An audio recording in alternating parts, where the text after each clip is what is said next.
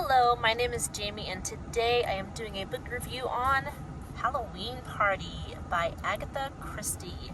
This is my introduction to Agatha Christie. I actually read this book with my book club. It was recommended by one of the members of my book club, and it was a lot of fun. I just want to read you the back because it's just a little bit talking about the book, and it does such a good job making you want to read it. So here we go. Halloween Party. At a Halloween party, Joyce, a hostile 13-year-old, boasts that she once witnessed a murder. When no one believes her, she storms off home.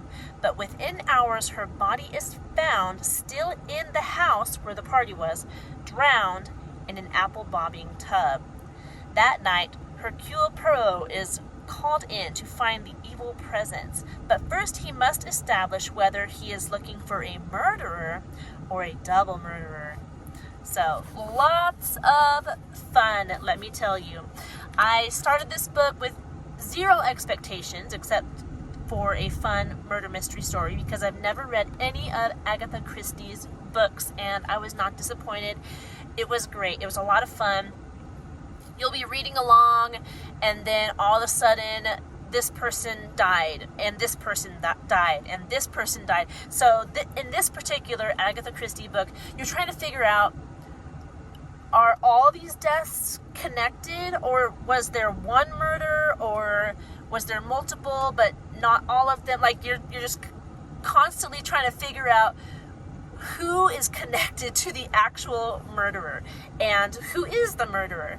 It's just, there was a lot of loopholes, and what was cool for me was I followed the story pretty accurately. Like, I was following who was the culprit, and then at the end, there was like a twist. Like, I was right, but not completely.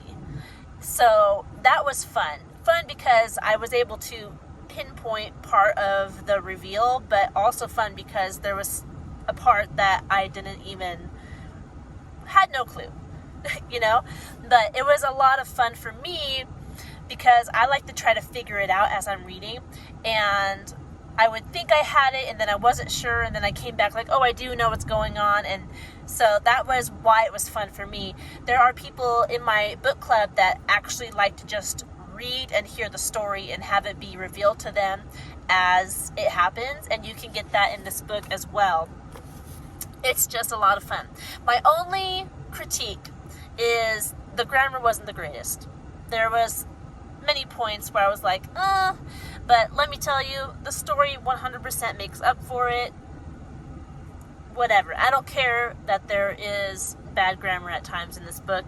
It was great. I want to read all of the Hercule Poirot mysteries. There's a ton, like all of these. There's a lot. Can you see that list? I just want to start at the beginning and read all of them. Don't let this fool you. It does say Halloween Party, but it's not very Halloween-y. Like, we read this book because it was the Halloween season. We read it over, what was it? I think it was September and October we took to read this book. And it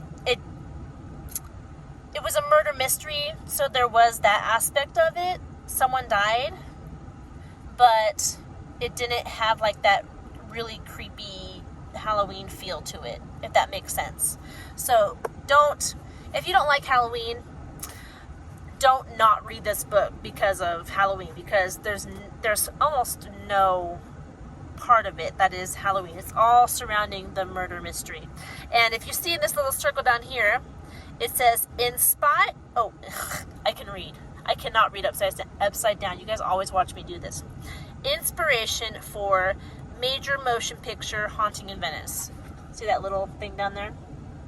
So I actually watched Haunting in Venice before I read this book, but they are so different. Haunting in Venice actually has a lot of creepy elements to it that it could be considered a Halloween movie, whereas the book, not really. It's just a murder mystery, but both of them were really good. And Haunting in Venice, even though it was inspired by parts of this book, is completely different, and it is so different. I think all the characters had the same name, but their actual part in the movie is different. So if you've watched the movie and you're like, I don't want to read the book because I already know who did it. Well, read the book anyway because they're totally different. So good. I enjoyed Haunting in Venice for what it was, and I enjoyed this book for what it was. It is. So let me see here real quick. I'm looking at the page numbers. 259 pages.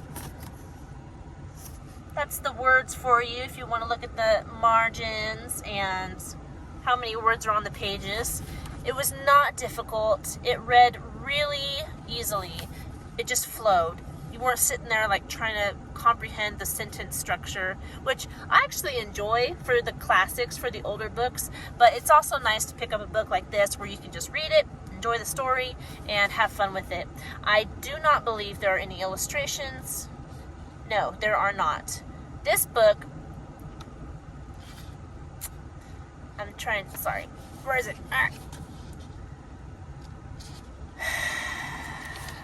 This book was published in 1969. And also, if you were curious about her other books, not just the Hercule Poirot books, there is a comprehensive list on the front cover of all her books. There's the Hercule Poirot mysteries, the Miss Marple mysteries, the Tommy and Tuppence mysteries, and then there's a bunch of standalone stories right here. She did a lot of writing. She did a lot of writing in her career. And then she's got 2 memoirs as well. So, there you go. Lots of fun. It was such a fun book. I recommend it. And that is all I have for you today. If I didn't answer your question about this book, leave your question in the comments and I will get to you. I will answer your question.